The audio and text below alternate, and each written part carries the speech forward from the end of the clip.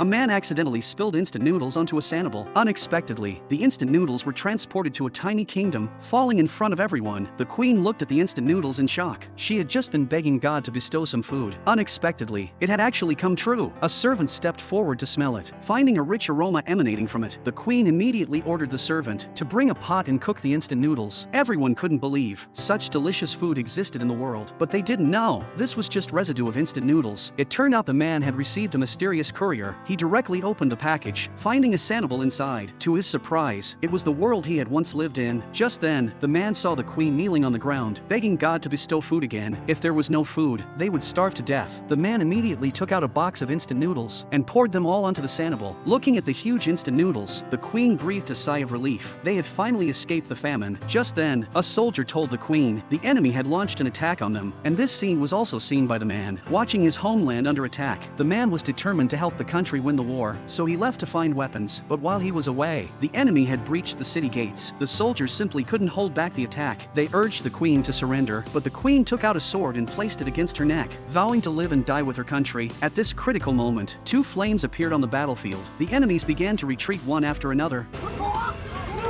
It turned out the man had taken out a flamethrower, blasting the sandal continuously to wipe out the enemies in one fell swoop. He lit firecrackers, then threw them at the sandal. The enemies were sent flying by the explosions, turning into fireworks in the sky. Seeing this, the queen was grateful to the man. She knelt down, thanking him for his efforts.